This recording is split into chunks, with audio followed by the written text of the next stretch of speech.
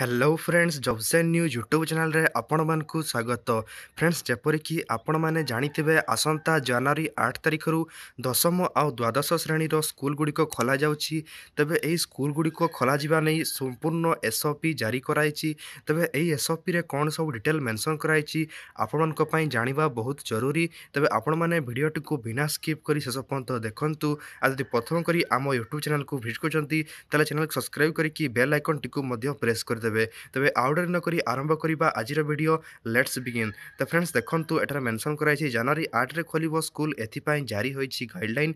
Corona भितर matric और plus 2 परीक्षा पई गुरुत्वपूर्ण थिवारु कोविड नियम रे एसओपी जारी करछंती राज्य सरकार। तबे स्कूल रे सामाजिक दूरता सह अनेक नियम को मानिबाकू जारी करिसंती एसओपी।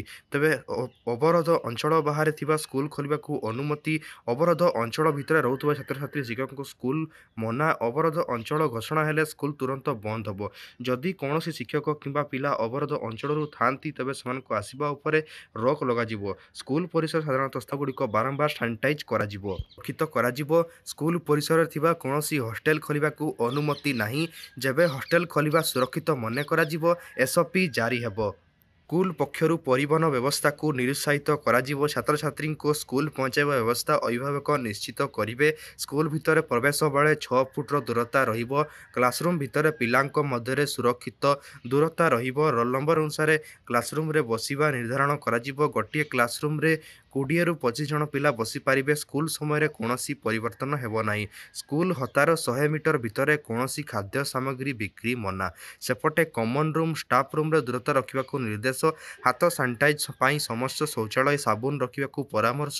क्लासरूम भितर पशिया पई छात्र छात्री को हाथ धोइबाकू उत्साहित करिवे शिक्षक। जरूरीकालीन परिस्थिति रे पई स्कूल परिसर स्थानीय स्वास्थ्य अधिकारी और राज्य कोविड हेल्पलाइन नंबर लेखा जीवो। स्कूल परिसर एक निर्दिष्ट आइसोलेशन रूम रहिबो। स्कूल चलुवा बेले हठात जदि कहार देहरे कोविड लक्षण देखा जाए तबे सेठारे सेमानकु आइसोलेट करा जिवो। घरु उषुम और पुष्टिकर खाद्य सळ आनिबा सह एहाकु काहा सह न बाटियाकू छात्र छात्री को परामर्श दिया जाइछि।